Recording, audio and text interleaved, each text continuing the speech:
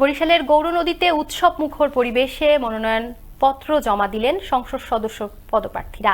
বরিশালের স্থানীয় নেতৃবৃন্দ বলছেন, মনোনয়ন বঞ্চিতরা স্বতন্ত্র হিসেবে নির্বাচন করলে প্রভাব পড়বে না নৌকার প্রতি। বরিশাল ব্যুরো প্রধান কাজী আল আমিনের প্রতিবেদন। টানা তৃতীয়বারের মতো আওয়ামী লীগের মনোনয়নে নৌকার প্রার্থী হিসেবে দ্বাদশ জাতীয় সংসদ নির্বাচনে বরিশাল ১ আসন থেকে মনোনয়নপত্র দাখিল করেছেন বঙ্গবন্ধুর ভাগ্নে আবুল হাসনাত আবদুল্লাহর পক্ষে নেতৃবৃন্দরা। তিনি গত ২ মেয়াদ সহ মোট ৪ বার বরিশাল ১ আসন গৌরনদী আগুলঝাড়ার সংসদ সদস্য হিসেবে দায়িত্ব পালন করেছেন।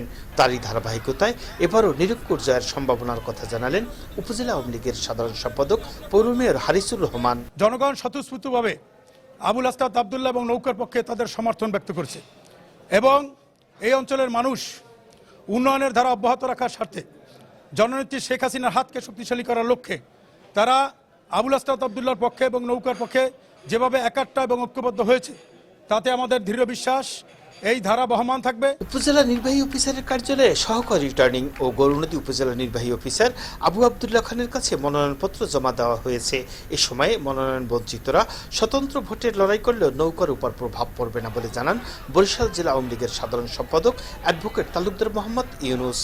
জননেত্রী বঙ্গবন্ধু কন্যা শেখ হাসিনা তিনি মনোনয়ন বোর্ডের সভাপতি হিসাবে মনোনয়ন বোর্ডের সর্বসম্মত সিদ্ধান্তক্রমে বরিশাল ১ গৌরনদী আগুলঝাড়া নির্বাচনী এলাকায় আমাদের নেতা আলহাজ আবুল হাসনাত আবদুল্লাহকে মনোনয়ন দিয়েছেন।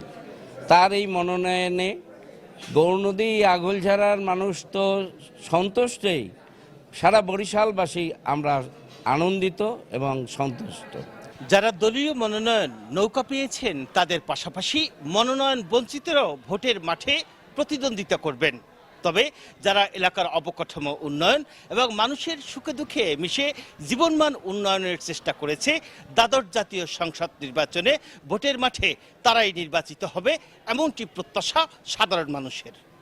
কাজী আল আমিন, আনন্দ টিভি, গৌরনদী, বরিশাল।